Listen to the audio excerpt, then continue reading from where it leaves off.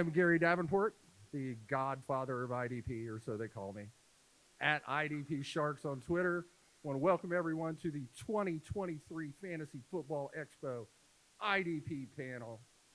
I'm not going to do a lot of talking today. I'm going to let these gentlemen answer your questions and provide you with some information because they're probably all smarter than I am anyway. We're going to start off, since Fantasy and Frames was so kind as to sponsor the panel this year, we are going to start off with Nate Marcum. I have index cards. I have prepared a little, which is more than I do for drafts, so that's cool. Nate, explain how true position and the changing IDP landscape has impacted IDP leagues in 2023.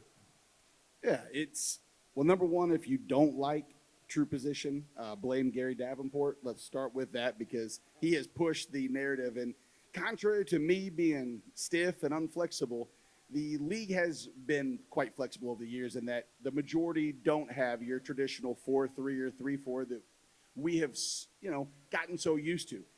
Nickel formations, heavy nickel dime is starting to take control, and therefore defenses are actually taking advantage of what offenses have changed. And we're seeing that by having true position, if you're not familiar with what that is, essentially instead of having all outside linebackers basically separate or in the same group as an inside linebacker, they put the edge rushers together. In a long-winded story for me to do this, it basically narrows the gap for linebackers a little bit, and it lengthens the defensive ends. It gives us more to choose from, therefore keeping people more engaged with that. And if you want to break it down even further into cornerback designations versus safety, it's a little further.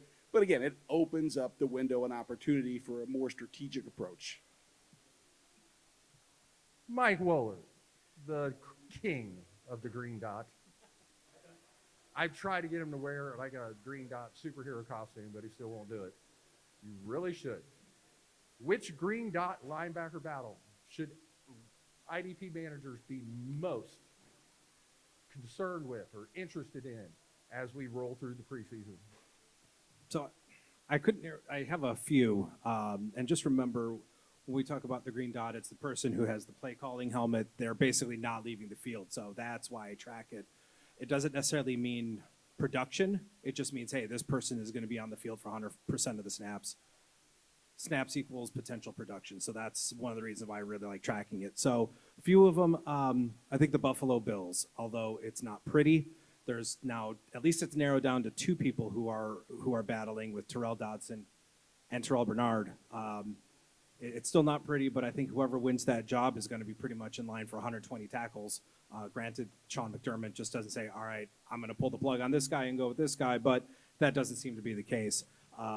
Dodson right now has the leg up, and no pun intended, because Terrell Bernard did suffer kind of a hamstring leg injury right before preseason, so he didn't play. But Dodson played yesterday, wore the dot for the defense alongside Matt Milano. So Terrell Bernard could still have a chance if he's able to heal up, practice this week, and he plays in week 2. We'll see what happens. But and then two other battles with the Falcons and the Texans.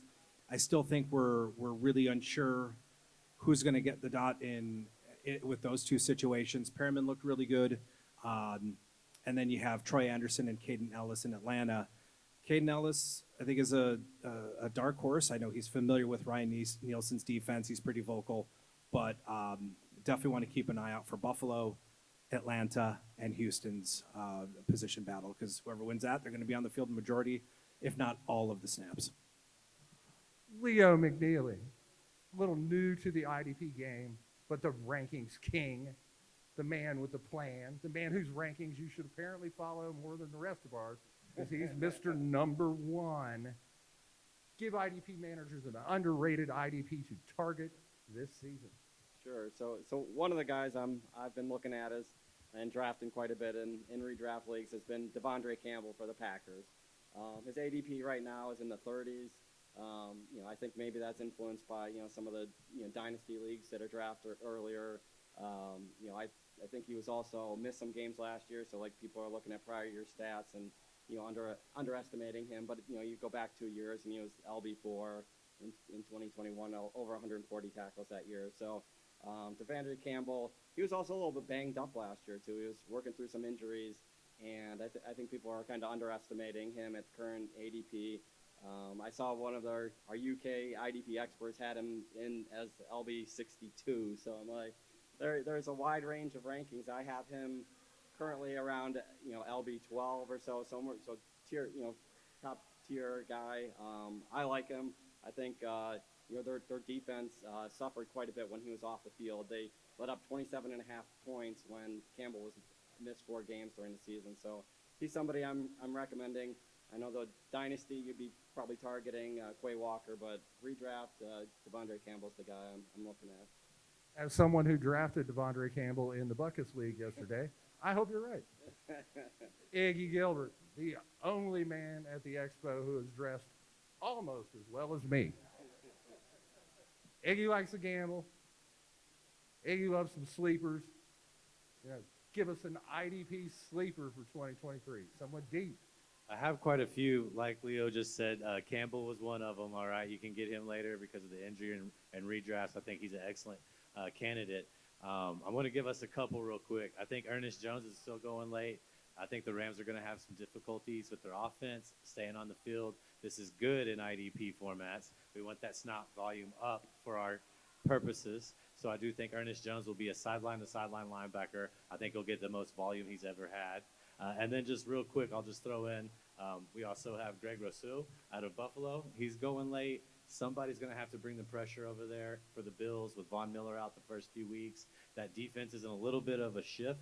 Sean McDermott's going to have to use all his skills to get the best out of his young pass rushers until Von Miller's back. So I like Greg Rousseau as well. So. Bob Miller, Dynasty Pros, the Dynasty guy. Is there a rookie defensive lineman in IDP leagues this year that will have value in 2023? Because that can be rare. I think it first starts with how deep your IDP league is. If you're using maybe 3 or more linemen, then absolutely. Will Anderson, Tyree Wilson, both of those guys I'm targeting. If you only use two linemen in your league, then maybe not so much. But those are the 2 guys that stick out to me as far as defensive linemen go. Will Anderson's not going to not be on the field. They're going to put him out there, and they're going to put him out there in great situations. And I think he's the first one that comes to mind. But I really, really do think Tyree Wilson is one that sticks out to me. I see a lot of Matt Judon in him. I think he's going to be a great, great edge setter, edge rusher. I see a lot of tackles for loss with him. So those 2, depending on the size of your league, I think those 2 could be usable this year. You hurt my feelings bringing up Judon because Norton sniped me yesterday in the Buckets division draft, and he did it on purpose. And I know it was personal, and that's okay. Matt Record, IDP guys, you get the $64 question. The question that every IDP manager wants to know. Oh, yes. When do you start drafting defensive players? Gosh, it's such a fascinating question, and a lot of people don't know what to do. And I will be the first one to say, I don't know you and your league settings. So it's so important, and we always forget about it. And everyone always says it, but it's so heckin' important to know your league settings and what's prioritized and whatnot. I know I'm in some leagues where we've jacked up the IDP scoring so that they score just as much as offense. So the answer there, first round, second round. In your standard scoring, I find most of these studs are going off in like the 6th or 7th round. I know I typically like to give the advice of you don't want to grab the first person at any position. You kind of want to go based on tiers. So I think anywhere in the 7th, 8th round, you can get some really good value, people in that first sort of tier, which will balance things out pretty nicely for you. I've always said the one thing you don't want to do is get frozen out of that first big linebacker run. Because the big names will come off the board and they'll kind of trickle off. The Nick Bosa's, the Roquan Smiths. And then a round or 2 later, 7th or 8th round, you'll see that run. You want to be in on that run. You don't want, or otherwise you're going to need a Devondre Campbell to carry your linebacker core. Back to Nate and Marcum. We talked about some undervalued players, some sleepers. I need an overvalued defensive lineman for 2023. Yeah, the term overvalued is extremely difficult because overvalued to me is either not necessarily a skill set, but avoidable situations. And when I'm looking, as we've talked about true position designation, when you expand the defensive line horizons, you push some of the elite not down necessarily, but it creates a muddied situation. And I think that's where Joey Bosa falls in. I know that there's a lot of Bosa fans, and I'm one of them. Calm down. But if you had to say, I'm going to project on something we can't project on, which is health and games played, we have seen it. This is the off year. So don't do what I'm saying. Do the opposite, because every other year he misses at least, 6 games. And last year he did. So this year should be 16. I don't know if I want to invest my DL1 spot, especially when the Matthew Judons of the world, which you have, clearly an excellent pick, is there for the taking afterwards. So I know they overvalue with Joey Bosa. Seems like low-hanging fruit with injuries, but I think true position, it has. It's a wider range of outcomes now. This has definitely become personal because after I lost out on Judon yesterday, I drafted Joey Bosa as my DL1. So Tilt move. yeah, I'm not allowed to use profanity at the panel, or I would right now. Mr. Green Dot, the Dot, Mike Woellert. Is there a surprise every down linebacker that IDP managers should know about? Someone you think is just going to come out of nowhere and play 80% of the snaps? Well, it's funny. Leo mentioned Devondre Campbell, but this past preseason game against the Giants, Quay Walker wore the dot with Devondre Campbell on the field. That totally took me by surprise. And I was like, yep, okay, I'm wrong maybe on this one. I'm not sure. We'll see if it carries on throughout the season, but Quay Walker was certainly a surprise for him to wear the dot. Campbell had been the play caller for the last several years, but I still think he's a fine linebacker to draft.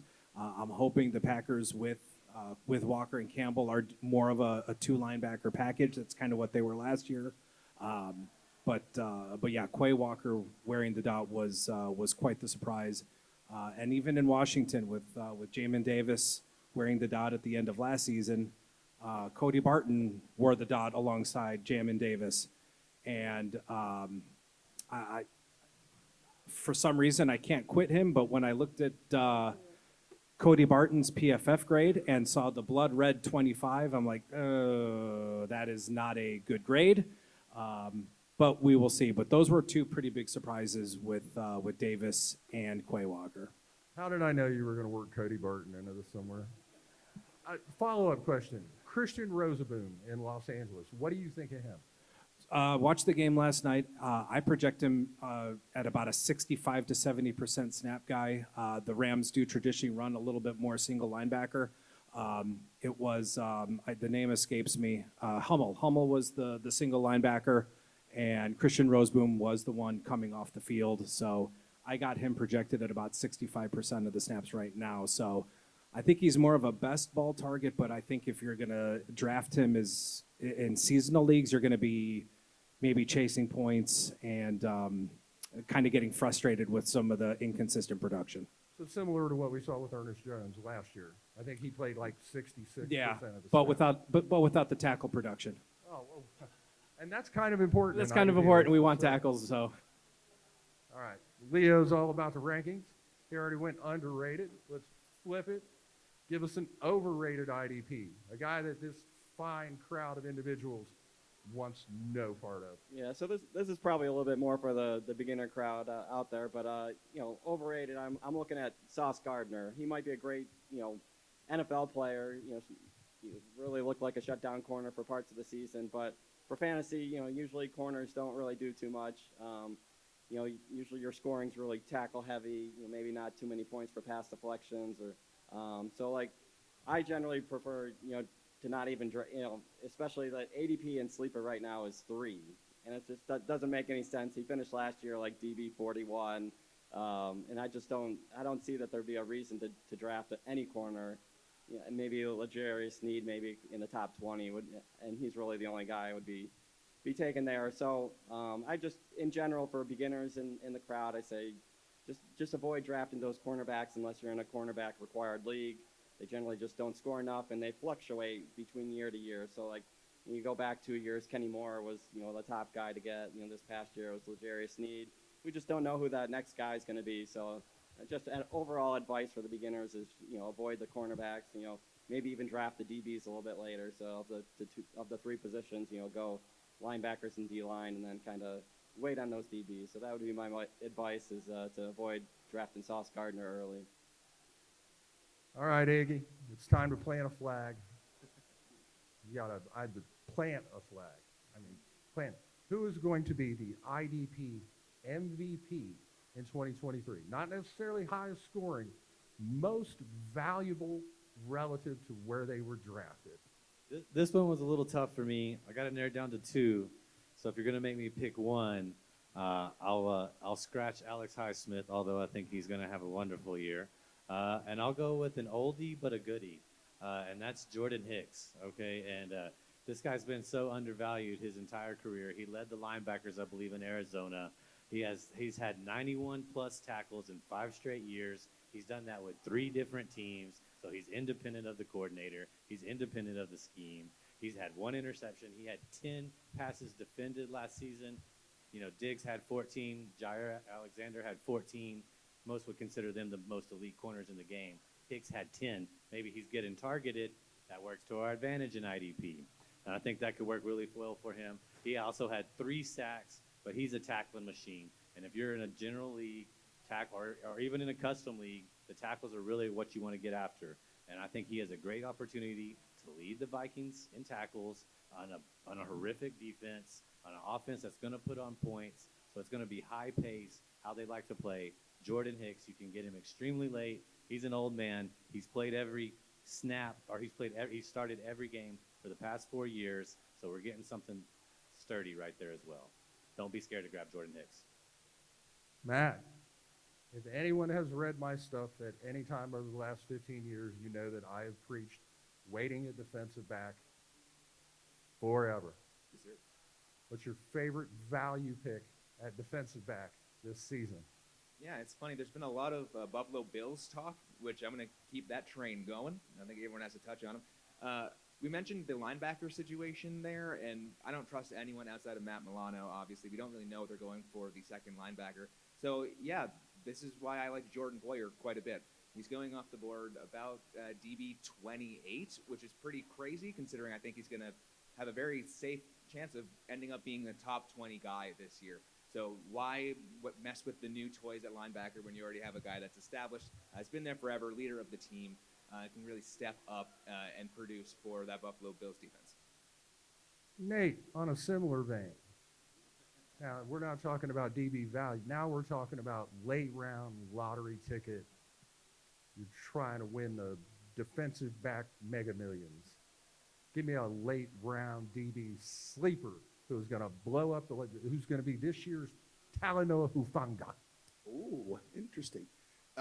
This staying with the theme for me with the true position designation, I'm going to look in the direction. Gary, this is in defense of you, my friend, because I selected a cornerback, and when cornerbacks are a must-start position, there's one specifically that stands out contrary to what Leo was saying. This is for the degenerates in the group. I'm guessing show of hands, everybody, probably? Yeah, exactly. They look like a bunch of degenerates. We know our crowd. John, who was a cornerback for the Las Vegas Raiders that might have been number 2 in total pressure rate amongst cornerbacks, 2 in total pressures, top 10 in run stopping, and the second most snaps in the slot? That would be Nate Hobbs. And Nate Hobbs in a cornerback designated league is extremely valuable because of the things that I just said. Number one, the further you are away from the ball, i.e. Sauce Gardner, the less likely, and I know passes, defense, and everything, they focus on you. So will they throw it to Nate Hobbs? Of course they will, because he allows about 85% reception rate. You want bad, I got you. You want bad corners to let them catch the ball and tackle. I know passes, defense are worth more, but it's a little more consistent for them to at least see a pathway to more snaps and high-value snaps, which are in the box, in the slot, at the line of scrimmage. So Nate Hobbs, Gary, that's for you specifically. Sorry, John. Mr. Woellert, there's nothing more important to IDP managers than being able to find a late round linebacker who winds up blowing up. Give us one. I'll give you a few. Okay. So, it's funny, sometimes we get trapped in kind of our Twitter bubble, and, we think everybody knows everything, but I still think Divine Diablo is still flying under the radar, and I still think is one of those unknown commodities, I think. Last year, he was on his way to, I think, a monster season, almost a 16% tackle rate, suffered a season-ending injury early November. He's put on some muscle, really now looks like the piece, and he's going to call the plays. He's also going to be sent in on some blitzes. I do believe he had 30 pressures last season. So if he's going to add a few sacks on top of his high tackle floor, that is somebody that I am very, very interested in. Looking at some of the ADP and some where linebackers are being drafted, Jack Campbell is being drafted ahead of him. Devin Lloyd is being drafted. Matt Milano. I'm going to take Divine Diablo every day of the week. I currently have him ranked as my LB10. I think as long as he stays healthy, he's in for a monster season.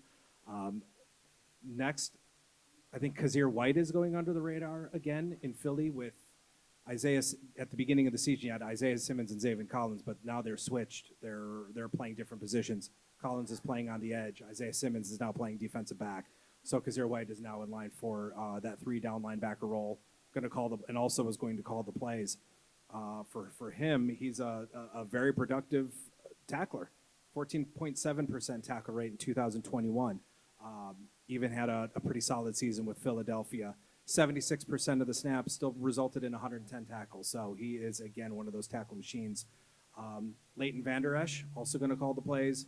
Production hasn't been a problem with him. It's been health. But if he stays on the field for 100% of the snaps, I envision a big season for him. And lastly, he could be a full-time linebacker, but I think in Tennessee, Aziz Al-Shair is the dot wearer, but I think the battle you really want to pay attention to is the LB2. You've got Monty Rice, Jack Gibbons, and Chance Campbell. Well, Monty Rice, I didn't think was going to play, but he actually ended up playing in the second quarter with the third stringers, and for me, that is not a good sign. Jack Gibbons and Chance Campbell actually got the starts. I think actually Jack Gibbons wins that LB2 role opposite Aziz Al-Shair, so basically you can have him for free. I probably will be able to pick him up as a waiver wire addition. So if he's going to come on the field, play 80% of the snaps, I think I like that chances for production. Leah, do a little in-season management. What's the best tip you can give for playing the matchups as you're in your IDP league? Yeah, so really for playing matchup, it's all going to depend on the part of the year. So initially I start out with just start your studs. Start the guys you drafted early, but as the season goes on, you get 3 or 4 games in, you start looking at matchups. MFL, My Fantasy League, has some tools that, actually show you points allowed by position. And it's all, you could only rely on it so much, but with moving to true position, I think it'll actually even help a little bit more. Seeing those edge guys at the end, you can actually click through on points allowed by position and actually see who they played against, who they scored against. And I really try to dive into the last 5 games because a lot can change, through the season between, maybe you change their scheme or their quarterback. So I'm really diving into those last 5 games. And by the time, after you're doing that for a few weeks and you get to the playoffs, you still want to start your studs, but you kind of know your team by that point. So you're playing the matchups a little bit, but you're still trying to start those studs. If you're looking at defensive line, PFF has a great tool that shows you their grades. If you're trying to figure out which D line to show, Mike Woellert showed me there's a tool they have where it shows you the offensive line grades that they're going against. So you actually see who's matching up against whom, and you can kind of pick up some matchups of who to get a good sack. And Mike and I like to sometimes look at sack prop bets and stuff like that. So you can really look at some of those matchups with PFF. And last thing, RPO football now has a start sit. As a last resort, if you can't decide, we have a start sit tool. You put in 2 players, and we'll help you make that final decision if you can't find anything else. Nice to throw that plug in there. I like that. Iggy, last IDP off the board. It's the last round, and you're taking an IDP. Who's the guy you want? Does anybody know who had the most defensive snaps in the NFL last year? This guy named Roger McCray, and he plays for Tennessee. And he was being used in multiple spots in the secondary. And I think they're going to move him toward the inside where he says he likes to play. That whole secondary still got Beard. I think they're going to see a lot of snaps. I don't trust whoever is going to roll out at quarterback in Tennessee. I don't care that Hopkins is there. I don't care that Henry is there. I think the defense is going to get plenty of opportunity. And if you led the league in snaps last year, going into your second year, you're going to have more knowledge of the defense. You're going to have a better understanding of the NFL. And he's obviously trusted if he played the most snaps. So that's my answer. Good answer. Bob, the Dynasty Guru, what's the most important tip you would offer to Dynasty IDP managers? Oh, wow. Next man up.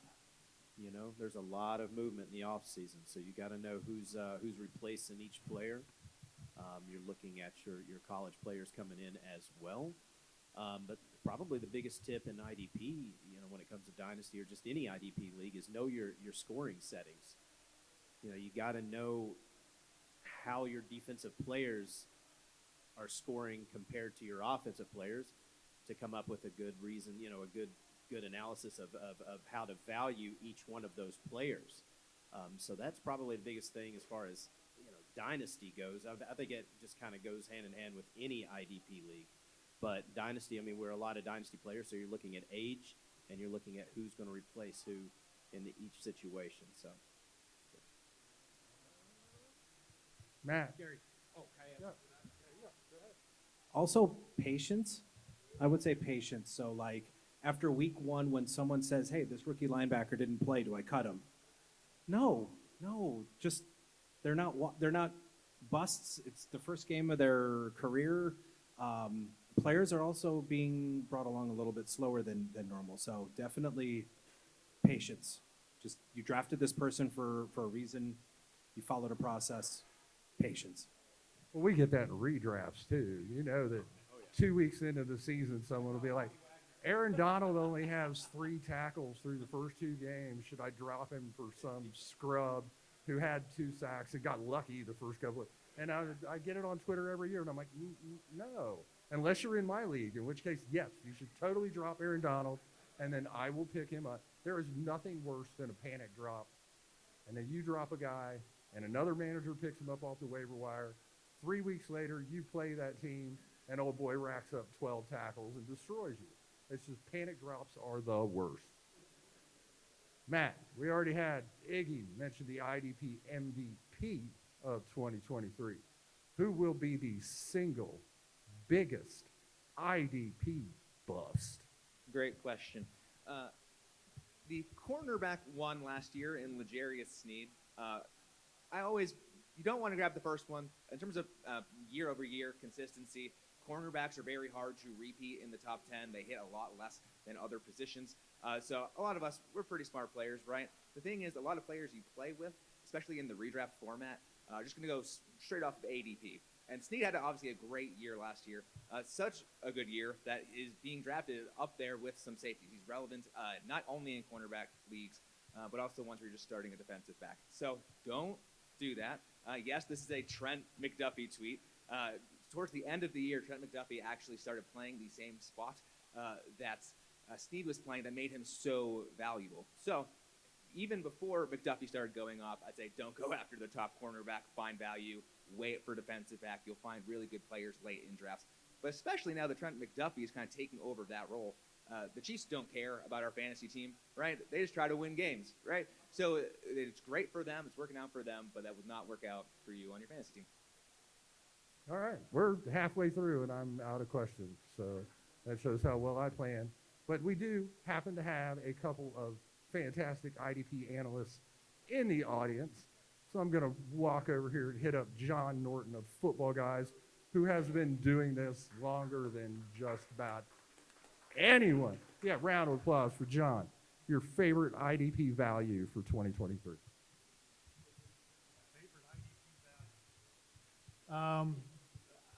I'm going to target in my late round, since I'm going to let you have Matt Judon in this huddle draft that we're in this time, because you blame me for taking him, even though you know that I like him as well as you do. I'm going to keep a close eye on and look to pick up Josh Uche in the later rounds. I think he's going to be an outstanding value. He got in quite a bit late last year and blew up the last several games of the season. He's going to be a starter from the beginning this year. I'm normally one that avoids Patriots because you never know from week to week what they're going to do. But I think they've started moving a little bit away from that, and this guy is playing so well and was so productive. He was an early round pick, and I think they're going to give him a lot more playing opportunity than what they have done with their guys in the past. Like it? He's not wearing his Santa hat, which is very disappointing. I'm disappointed. I don't know how I'm supposed to recognize him if he's not wearing his Santa hat. But Steve Thomason, Dynasty Santa. All right. We know who the top rookie IDP guys are this year. Give us someone a little farther down the list who you think a year or two down the road could be a big value for Dynasty managers. All right, so I'll get our plug in here. If you listen to the IDP Plus podcast, you know that I am a huge Will McDonald guy for the New York Jets. He's a guy that was drafted in the middle of the first round, and I think a lot of people are kind of forgetting about that. So he's got great draft capital, walks into a very fantasy-friendly system with Robert Saleh. He was handpicked by him as that draft pick. My favorite quote is that he called him on draft night. He said, "We're going to get you into that wide nine." So I'm excited that he likes how much Will McDonald's going to fit into his system. So big Will McDonald guy. Oh, Myles Garrett in a wide nine this year. I'm a Browns fan. Myles Garrett playing in the wide nine. If I think about it, I become just, excited. All right. I've already asked every question I have. Do any of you have any questions? What do you want to know? I play in a lot of different IDP leagues, and I play in a lot of salary cap IDP leagues. So, like, how does that change your strategy on, like, just go hard for the main guys or try to get value in, like, the $1, $2 guys? Because I play a lot of salary cap IDP, and it gets really difficult to figure out where the value is.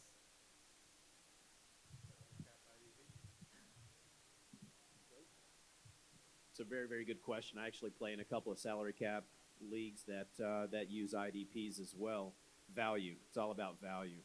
There's so many. It depends on how deep your league is, how many spots you're required to have. But you need to find. Don't go too hard over some of the elite guys. I mean, just like in any. Do you do auction? Is any of it like auction at all? Okay. So I mean, I don't know. Studs and scrubs, I guess, is some of the way some people say, but I have built so many teams just off the waiver wire. So many. I mean, this time last year, who was taking Jalen Petrie? Okay.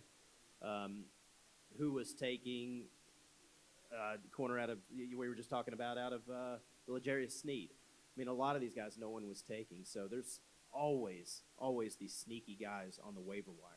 So you just got to go grab some of those guys, and then some of them could be cheap depending on what their cost is. Find some of those second-year breakouts that you're looking at. The Kayvon Thibodeau's. I think Kyle Hamilton and Baltimore's really, really going to blow up this year. He's playing safety now. He's not going to be in that slot corner, so he's going to rack up a lot of tackles. Chuck Clark is out of Baltimore, so it's going to create a lot of opportunities. But you just really work the waiver wire is a huge, huge thing there. Spend on the elite guys, especially pass rushers, if you reward big for sacks and tackles for losses, but really, really work the waiver wire. There's so much good value that's still sitting out there. Yeah, I'd advise that you're going to want to go hard at defensive linemen and linebackers because defensive back is two things. Defensive back is deep and it's unpredictable. So you're going to be able to get a lot of defensive backs late in an auction for $1 or $2. So build your secondary that way. Make sure you've got a couple linemen you can trust, and you're going to always in IDP leagues you want that linebacker core that you can trust because that's even in leagues where the scoring leans toward big plays. Linebackers are still going to be the foundation of your roster because they're usually they're the highest scoring players, and they're always the most consistent players, and that will set the baseline for your whole defensive squad.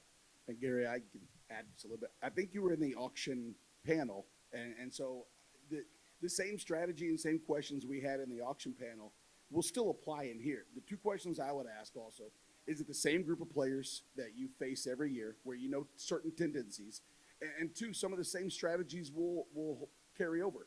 The polarizing player pool and start some of them names that maybe you find the over or undervalued and gauge an interest, usually not top tier. If you tier them out, find the last person in your first tier that you want to get an idea. Sometimes that can be an extreme value. Other times you're just setting the market. And if they're a 60-40 offense to IDP split on salary, you then know how to reallocate your money. But like we said in there, be water, be fluid. You have to be able to adapt and nominate some of those guys that are the dollar. Fill up that, like Gary said, the defensive backs. Tracy Walker was a person who went extremely late. I would be more than happy to have that for $1. And then you have what they call a par sheet. Par sheet is like your budget. You have 20%, 15, and you move those dollars around that you save into another area so you build on your strengths, the linebackers. Then you can have the elite here and build value from below. Any other questions? Oh, it's Nate. Here comes trouble. This is going to be, I don't even know what's going to happen now, but that's fine. All right, this one's for kind of the older guy, OGs of the IDP world and the new guys. My question is, how has the community changed, the IDP community changed? Where do you see it going? And, why do you play it?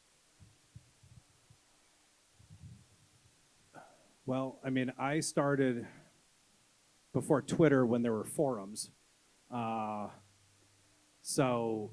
And even the forums had sometimes the same toxicity. So, but it was still it was at least well moderated. Now I always preach just play how you want to play. Don't let any outside noise or interference dictate how you play football. There is no wrong way to play IDP. If you want to just, hey, I'm just starting and I want to play 3 IDPs total, great. You'll probably find that it's not as fun, but you'll want to add to it. But don't let anybody say, oh, you're playing wussy fantasy football. No, play how you want to play. There's, like I said, there's no right or wrong way. 3 IDPs is kind of wussy, though. And but like I said, don't let anybody dictate how you play. It's all about fun. It's okay if there's no standard scoring or if there's no standard setup or anything like that. That's kind of the beauty of this game, is that you can make it the way you want to make it. If you want to make tackles 10 points, make tackles 10 points. If you want to make sacks, if you want guys like Micah Parsons to score a crud ton of points, make sacks 15 points. That's the beauty of this game, but just don't let anybody dictate the way that you want to play, and you'll be much better off for it. I don't want to speak for Mr. Norton, who's been doing this a lot longer than I have. Mike, we've been around a while. I started out on the Fantasy Football Cafe message board. I can remember when I was trying to decide whether or not to join the Twitter. I know that a lot of people in the IDP community are sometimes disappointed that it hasn't grown more than it has. But the amount of growth that there has been compared to 15, 20 years ago is unbelievable. And Mike's absolutely right. Play in leagues, enjoy it. That's the whole point of playing fantasy football, is to have fun. So if 3 IDPs is going to be fun for you, do that. If you want to do 11 defensive starters and you got to start a quarterback and you got to start a defensive tackle and the scoring's all jacked up like the Butkus division was yesterday, do that. Fantasy football is supposed to be fun. So just enjoy yourself and don't let anyone tell you other. You can't play fantasy football wrong unless you're just terrible at it. And if you enjoy being terrible at fantasy football, do that. I don't care. But just have fun. Any other questions?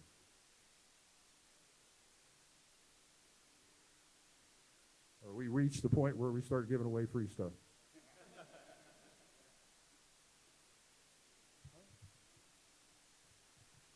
If you're just playing a league with 3 defensive players, is there any other defensive players that you would stash on your roster and as opposed to like a different spot, like an extra wide receiver spot, or any defensive players that you really love that you would have that save that extra spot for? Yeah, I gotta tell you, I don't think I really would. I mean, I think the talent pool and the depth of the waiver wire would be so deep. The only way that it would be different is roster designations. I know you may say only 3 IDP, but maybe you make it, you know, DL linebacker and a DB. Maybe you could grab that the CJ Mosley, who would be there as like the available option for maybe your second for a bye week replacement. But I got to imagine the bye week would be so easy to fill just on those one-off situations. But it's, I mean, if you don't attack IDP at all early, what did we figure? 12 teams, 3 players. That's, you can look at 34, 35, 36 on your rankings. And if you're comfortable with those 3, that's pretty much, you know, not bad. The reason why Gary said it's, did you say the word wussy? No, Mike said wussy. And Mike said wussy. Sorry. disagreed Just with making him. sure. Yes. It sounds like that. But, oh, no. Now, are they split out? Do you have to play different positions, or is it just any 3? Okay. If you're just playing one at each position, you can wait until late, and you're probably going to be able to get the high-end guys. Yeah. So I was gonna say that you know, you really, when you're picking those 3 guys, pay attention to the bye weeks. You don't want 2 of those guys going on the bye week at the same time, because you want to rotate those guys in, and really with those, you know, with those only having 3, like really pay attention to who's being dropped. I mean, you might be surprised.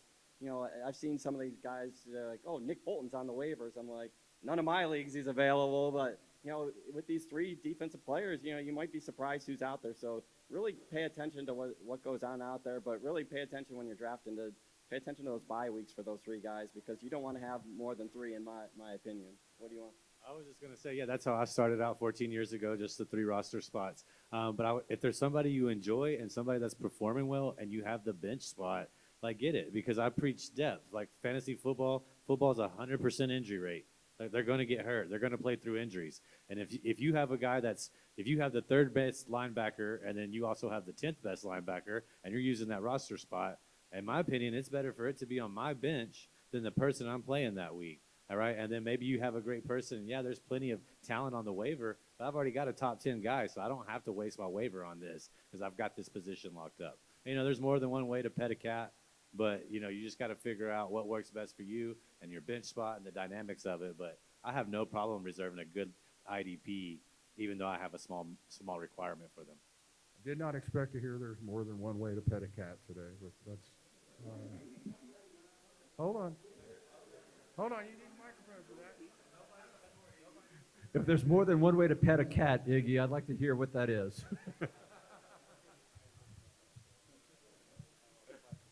That's true, Anybody Ricky. else have any questions? Comments? You again?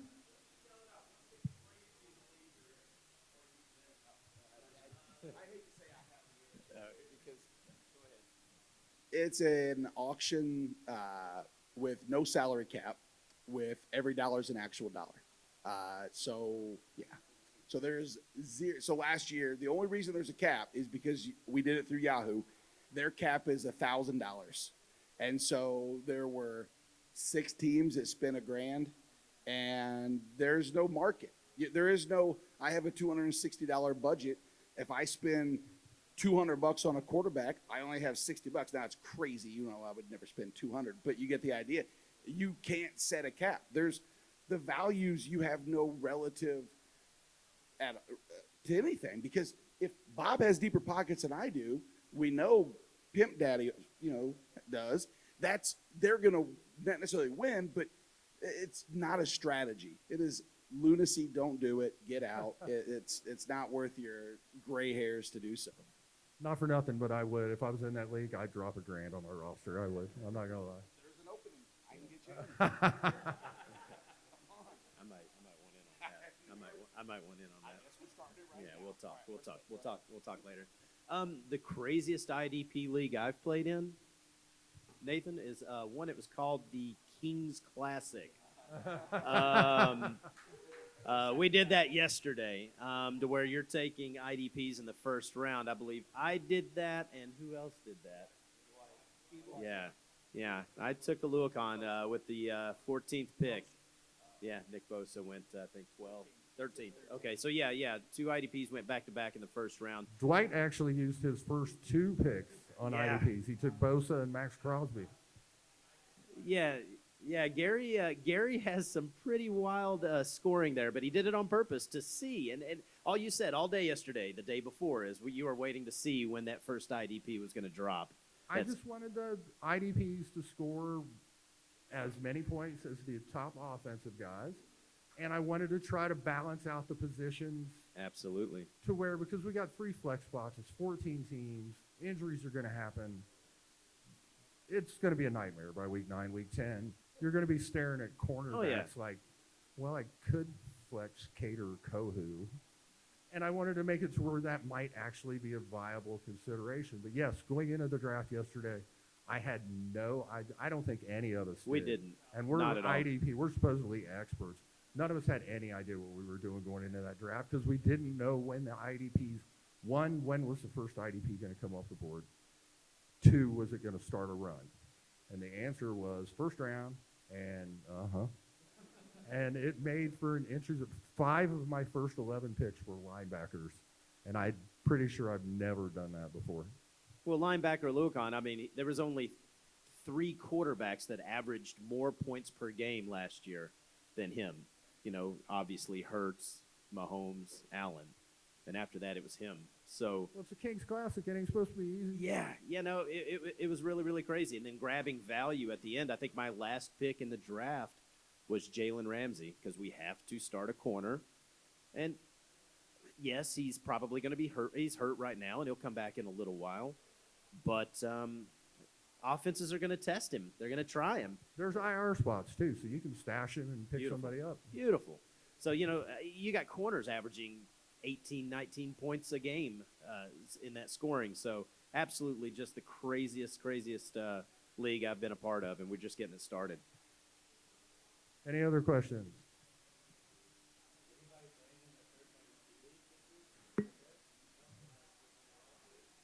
Everybody have a ticket for our prizes? All right, we'll start giving away. I don't know, you want to start with... Here, you can start, Leo. You're giving away, what, a shirt and a membership? All right, well. All right, so I'm drawing, we have an RPO football polo shirt here, and a magnet and a membership to RPO football for the year subscription. We got some pretty good IDP rankings for you to check out, so I'm just going to draw a number here. All right, we got number 6029. All right, congratulations. Come on down.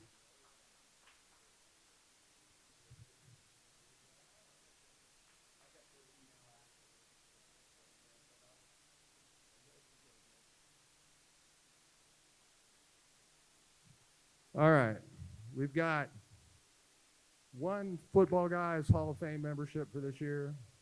We have 2 spots in the Fantasy Football Oasis IDP Brouhaha, which is a charity tournament that I run. I'll pay your buy-in. You can win a few bucks, get a nice trophy. And we'll start out with the Football Guys membership. We have ticket number 6045. All right.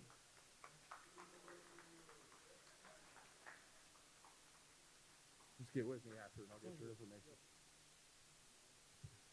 All right.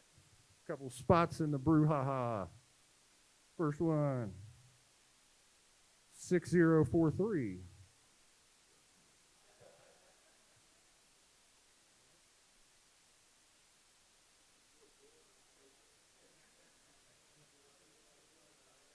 So, well, we'll try again. Last year, John won everything, so we'll try 6042.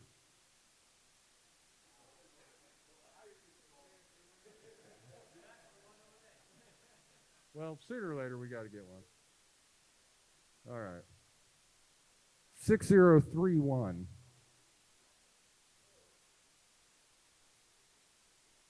Really, I give up. I give up. No one wants to join the brouhaha. My feelings are hurt. Over here. Try this one. This one's got to work. 6036. All right. Get with me after, and I'll get you the information. All right. Okay. That pile ain't worth a damn. So 6041.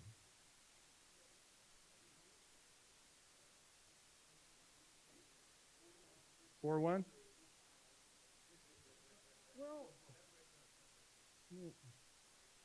Well, I'm not good at giveaways, okay? I'm a fantasy football analyst. I'm not a giver awayer guy. 6034. All right. He won the brouhaha 2 years ago, so.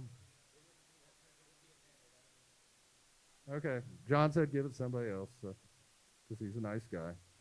6049.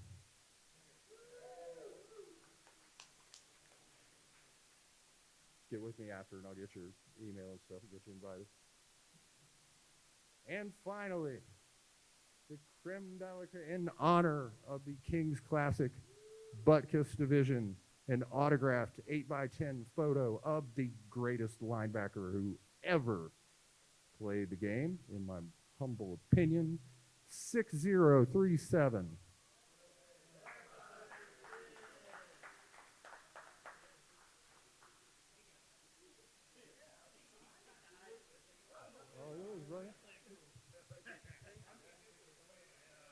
I want to thank everyone for coming out for the IDP panel.